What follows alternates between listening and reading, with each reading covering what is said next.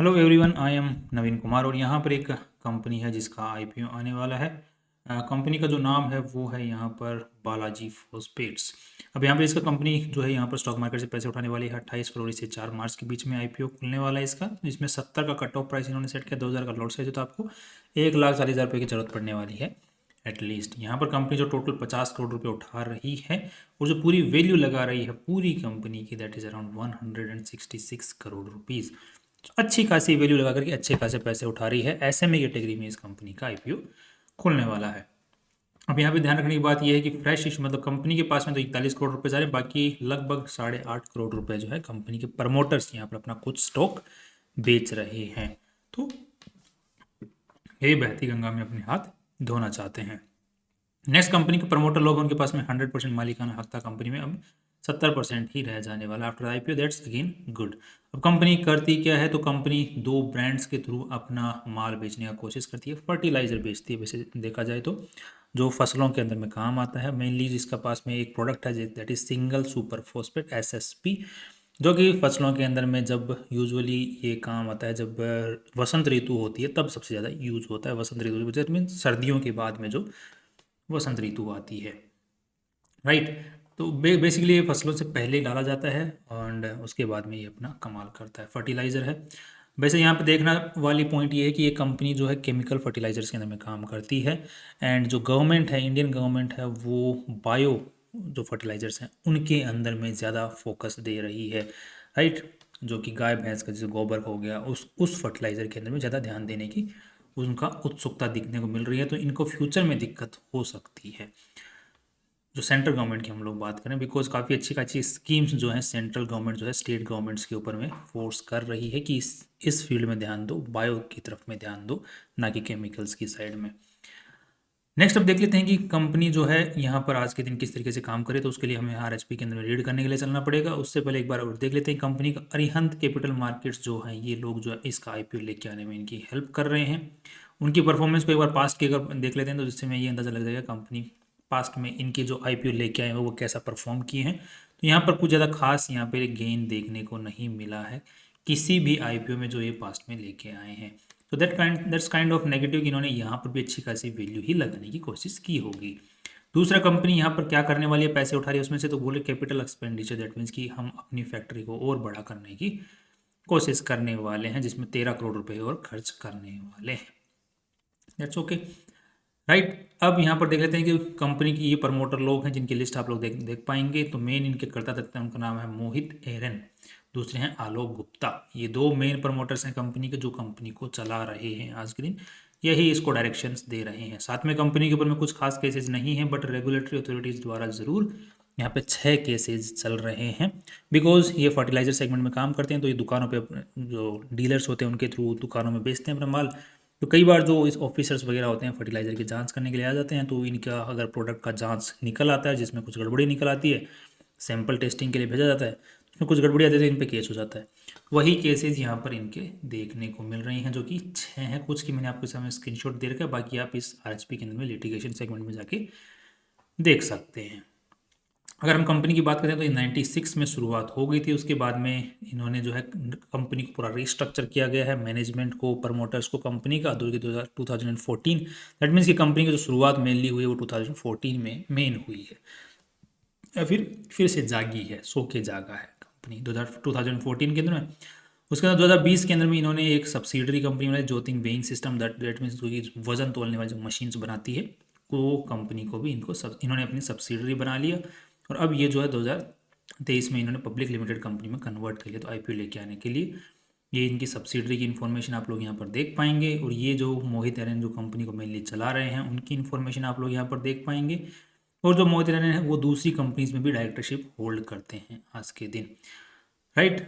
Next अब देख लेते हैं कंपनी का जो माल है वो दो तरीके से बिकता है। एक तो कंपनी खुद के डीलर्स जो होलसेलर्स हैं उनके थ्रू बेचती है। दूसरा, कंपनी जो मार्केट प्लेस होता है जो कि गवर्नमेंट वाला होता है, तो गवर्नमेंट के मार्केट प्लेसेस के थ्रू भी बेचती है, जो कि MP गवर्नमेंट का जो मार्केट फेड नाम से एक मार्केट प्लेस है, मतलब उनकी एक सोसाइटीज़ होती हैं जिनके थ्रू बेचा जाता है। उनका ही पूरा डिस्ट्रीब्यूशन सिस्टम होता है, गवर्नमेंट का ही। तो ये गवर्नमेंट के डिस्ट्रीब्यूशन सिस्टम के थ्रू बेचती है। नेक्स्ट अब देख लेते हैं कंपनी जो है यहाँ पे 40 एम्प्लॉयज आज के दिन कंपनी में काम कर रहे हैं। बाकी स्किल्ड जो कॉन्ट्रेक्चुअल बेसिस पे जो लेबर्स कंपनी काम मिली थी वो एक्स्ट्रा है। नेक्स्ट कंपनी जो लोगो यूज़ कर रही है, वो नाम यूज़ कर रही है, वो रजिस्टर्ड है। जो प्रॉपर्टीज़ यूज़ करती है वो एक तो लीज पर है, एक रेंट पर है। लीज पर होती है बेसिकली लॉन्ग टर्म के लिए होती है जो प्रॉपर्टीज़, उसको लीज पर बोलते हैं। और रेंट के ऊपर में शॉर्ट टर्म के लिए होती है। दूसरी चीज़ होती है, कोई और चीज़ होती है कि लीज पर जो प्रॉपर्टीज़ होती हैं उनके अंदर में हम डेप्रिसिएशन चार्ज कर लेते हैं, रेंट के अंदर में हम एक्सपेंसेस के अंदर में दिखा देते हैं। तो ये कुछ अलग अलग थिंग्स हैं।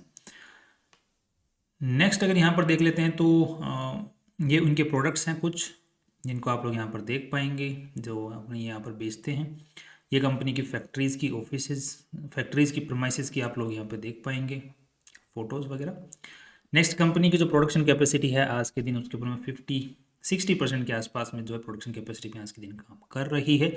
और अच्छी खासी प्रोडक्शन कैपेसिटी अभी भी कंपनी के पास में बची हुई, जिन सेगमेंट्स में कंपनी काम कर रही है उनकी हम लोग यहाँ पे बात कर रहे हैं। नेक्स्ट लेटेस्ट डेटा के अकॉर्डिंग कंपनी का 42% रेवेन्यू जो है, जो सिंगल जो फॉस्फेट वाला जो फर्टिलाइजर है वहीं से आ रहा है।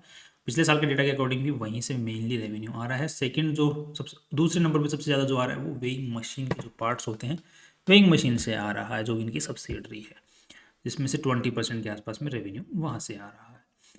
नेक्स्ट कंपनी के टॉप 10 कस्टमर से 52% रेवेन्यू है लेटेस्ट डेटा के अकॉर्डिंग। दैट्स अगेन गुड कि अच्छा खासा यहाँ पे कस्टमर बेस कंपनी के पास में बना हुआ है। ये यहाँ पर हम लोग देख पा रहे हैं स्क्रीनशॉट में 20% लास्ट ईयर जो है इनका रेवेन्यू वेइंग मशीन से आया है।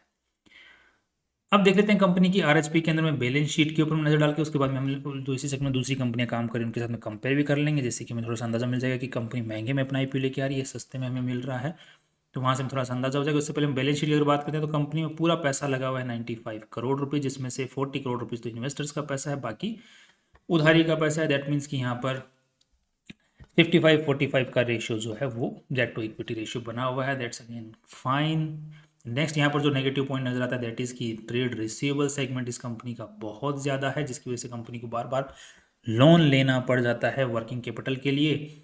That's kind of VCS cycle जिसमें ये घुसी हुई है, जिसकी वजह से अगर हम लोग देखते हैं तो बोरोइंग जो है कंपनी की, नॉन करंट बोरोइंग जो यहाँ पर देखने को मिले, टोटल बोरोइंग की बात ये रही, टोटल जो बोरोइंग है, क्योंकि वर्किंग कैपिटल रिक्वायरमेंट होती है, वर्किंग कैपिटल रिक्वायरमेंट का मतलब कि जो कि करंट उसी साल जो चुकानी होती है, काम हुआ, कंप्लीट हुआ, ऑर्डर कंप्लीट हुआ, पैसे आए, उधारी चुका दी। ओवरड्राफ्ट भी जिसको हम बोलते हैं दूसरी भाषा के अंदर में, जिसको इसी का वो बोरोइंग जो करंट लाइबिलिटी वाला जो पार्ट है वो ओवरड्राफ्ट का भी हिस्सा मान के चलते हैं इसको। तो यहाँ पर ये है हर साल बढ़ता ही जा रहा है because of trade receivables. That's kind of A negative thing. Long term liability ज़्यादा कुछ है नहीं, बट अगर टाइम पर पैसा आ जाए तो अच्छी बात है। बाकी जिस टाइप का कंपनी काम कर रही है और जिस मार्केट प्लेस पे कंपनी मेनली अपना माल बेच रही है, वहाँ पर उधारी रहना थोड़ी लाजमी भी बनती है। वो सरकारी चैनल्स हैं। कंपनी का जो रेवेन्यू आज के दिन जो चल रहा है उसकी अगर बात करते हैं तो 123 करोड़ का माल बेचा 21-22 में, फिर 144 करोड़ का थोड़ा इंक्रीज आया, यहाँ पर अगेन थोड़ा सा इंक्रीज आया। यहाँ पर भी इस साल जो है अभी तक अगस्त तक का डेटा तो 7 महीने और बचे हैं, और कंपनी का मेनली जो रेवेन्यू आता है वो वसंत ऋतु में सबसे ज़्यादा आता है। तो अभी जो टाइम चल रहा है, जो मार्च 2025 का जो रिजल्ट आएगा उसमें हो सकता है कि ये सरपास कर जाए। बट हम लोग जो डेटा जो चेक करने वाले हैं, जो नेट प्रॉफिट्स निकालने वाले हैं, वो based on past years data निकालने वाले हैं, बिकॉज इसकी अभी हमें क्लैरिटी नहीं है लेटेस्ट डेटा की, राइट। नेक्स्ट अब देख लेते हैं कंपनी का cash flow. Cash flow statement जो ट्रेड रिसीवेबल सेगमेंट बहुत ज़्यादा है, तो उधारी उस हिसाब से देखा जाए तो कैश फ्लो की तो यहाँ पर थोड़ी हालत ख़राब है, क्योंकि हालत इस टाइप के सेगमेंट में हालत ख़राब ही रहती है, राइट। तो कैश जनरेट नहीं कर पा रही है। So this kind of negative things we can consider about this company. Next अब देख लेते हैं कंपनी को एक बार कंपेयर करके। लेटेस्ट डेटा के अकॉर्डिंग 6 करोड़ रुपए तो 166, तो यहाँ से 28 का यहाँ पे पी रेशियो निकल के आता है। और पीबी रेशियो की अगर हम लोग बात करते हैं तो 166 करोड़ रुपीज़, 40 करोड़ रुपीज़ और उठा लेगी, खर्चा वर्चा निकाल के 200 करोड़ रुपए हो जाएगा 200 करोड़ के हिसाब से। एंड ओह सॉरी, यहाँ पर नेटवर्थ की अगर बात करते हैं तो 40 करोड़ रुपीज़ कंपनी की नेटवर्थ बनी हुई है। दैट इज़ 40 अगेन, तो 80 करोड़ 80 सौ 2 का पीबी रेशियो निकल के आता है। सो 28 का पी रेशियो और 2 का पीबी रेशियो जिसको कंपेयर करते हैं तो यहाँ पर इसका 17 का, इसके मुकाबले कंपनी अच्छी कमाई नहीं कर रही है, और इसके मुकाबले जो वैल्यू है वो ज़्यादा लगाई है। यहाँ पर दूसरी चीज़ 27 का रेशियो, इसका मतलब इसके बराबर ही कमाई कर रही है, और जो इसके हिसाब से जो वैल्यू लगाई है वो भी अगेन ज़्यादा लगाई है।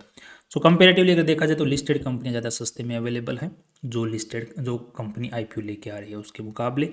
सो वी कैन से दैट कि यहाँ पर हमारे लिए कुछ ज़्यादा करीब छोड़ी नहीं है। सो फ्यूचर में हमें ये सस्ता में मिल सकता है, बिकॉज इस सेगमेंट के जो शेयर्स हैं आज के दिन रिजल्ट अच्छे आए हैं। इस सेगमेंट में जो कंपनियां काम करें उनके जो लेटेस्ट दिसंबर के जो रिजल्ट आए हैं बहुत अच्छे आए हैं।